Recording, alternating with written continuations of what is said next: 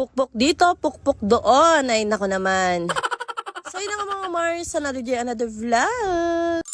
Eto na nga mga Mars ko, meron na naman silang bagong ginigiba nga dito sa aming munting mansyon. Ito nga pala yung dati nga namin lababuhan at ayan, pwede na nga siyang gibain ngayon sis magta-tiles na nga sila ng floor. And kailangan talagang gibain yan mga Mars ko dahil ito nga ang pinakahagdan nga namin paakit sa may taas ay papalipat nga rin pala namin siya ng ayos para naman hindi nga kapag baba namin ay diretso nga lababo agad. Nakita ko pala no.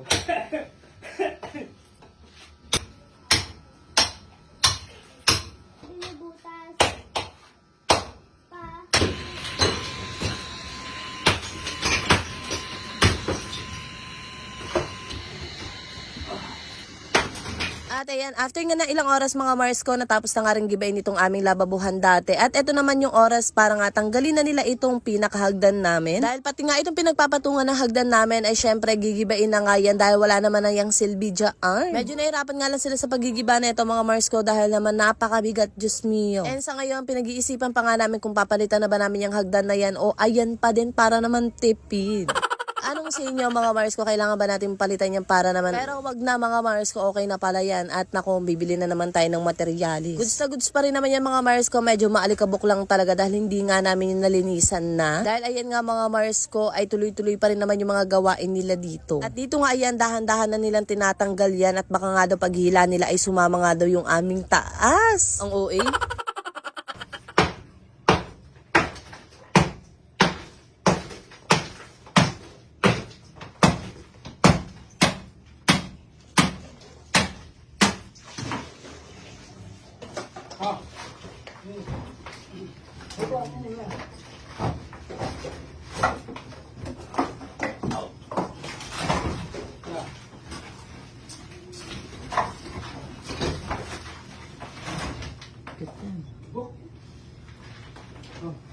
Karete.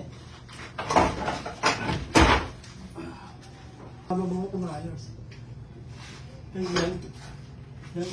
Tatapon. Tapon na to, di ba?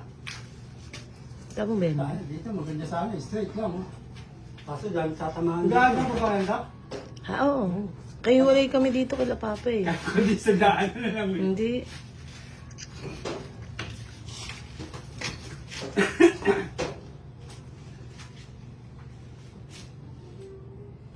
Tapos tatago to.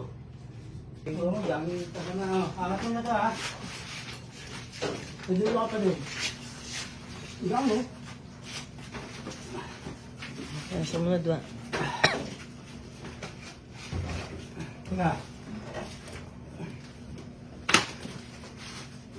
Sige.